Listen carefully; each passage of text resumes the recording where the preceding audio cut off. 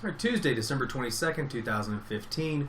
Derek Davis here, and with Rob Vino, sportsbettingtoday.us, and Rob Vino Sports.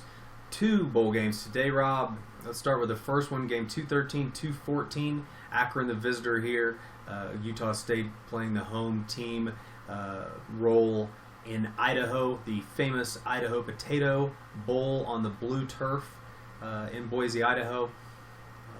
Utah State is a 7.5 point favorite, total of 46. Game opened at 6-50. As far as weather, they were calling for snow earlier in the week, and this one doesn't look like that's going to materialize other than at the beginning of the game.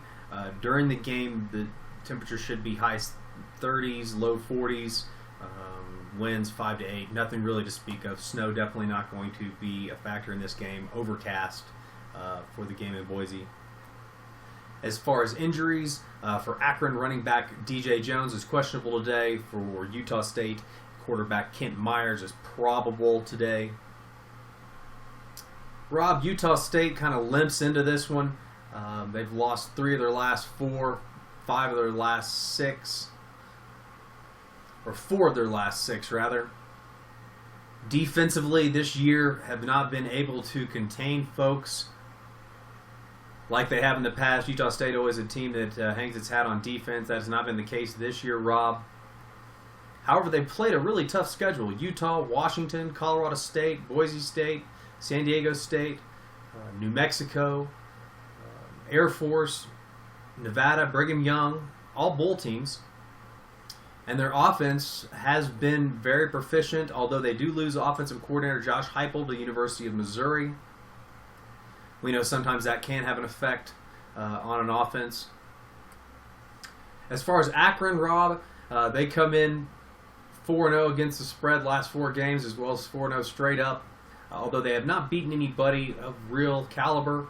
Kent State, Buffalo, Miami of Ohio, and Massachusetts, all bottom dwellers in that conference. When they have played tough teams this year, including the University of Oklahoma, the first game of the year, they have not fared well. Oklahoma, Pittsburgh, Ohio, Bowling Green, and Central Michigan all beat the Zips.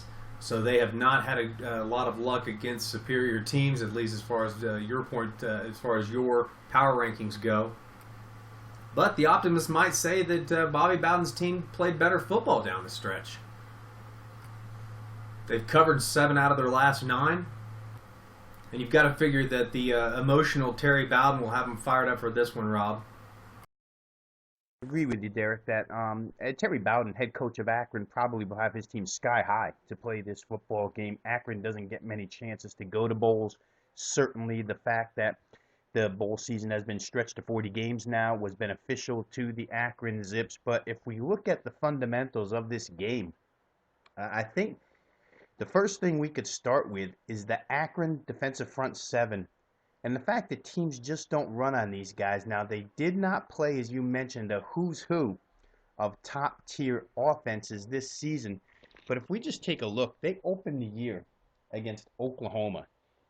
Joe Mixon, Samaje Perine. In that contest, Oklahoma ran the ball 33 times for 100 yards. Only 3 yards per carry. That's sensational defense out of the Akron Zips as far as run defense is concerned. They next played Pittsburgh. Pittsburgh only averaged 2.8 per carry against this Akron front 7. Move down and look at Bowling Green.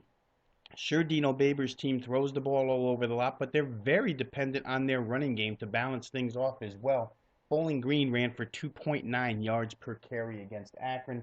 The beat goes on and on. Nobody ran the football against this team this season. They only give up 89 yards per game. You could round that off to 90. But 2.8 per carry is the number here. And when you have a run differential between what you rush for on average and what you allow per rush on average of 1.4 yards per carry, it's a pretty big gap. Significant here. Utah State likes to run first and throw second. I don't know if that's going to be possible for Utah State here in this game. Utah State's going to have to throw the football successfully to set up the run. You'll probably see 2 quarterbacks in this game, I think, from all indications, and we can't be certain of this until game time, but it looks as if Chucky Keaton will start. Maybe Kent Myers backs him up. Could be vice versa. But from reading between the lines here, I think Keaton's going to be your starter in this game. Utah State faltered down the stretch somewhat, especially on the defensive side of the football. You know, it all started with a 14-13 upset loss to New Mexico. That wasn't good for the Utah State Aggies. It was a game that they were heavily favored in, wound up losing. Then they give up 35 points to Air Force, 27 to Nevada, and 51 to BYU to close the season. Normally, like you said earlier, Derek, Utah State can be anchored in defense. Not the case at the end of the season here. Now, they're going to play an offense that's been abysmal all season long. So you can really have a, one side of the fence, other side of the fence conversation about whether Utah State's defense faltering is helpful to Akron's offense. Maybe they move the ball a little here. Or you could say that Utah State's faltering defense will shut down the Akron offense because that's so bad. I don't know which way that'll go. I do know this.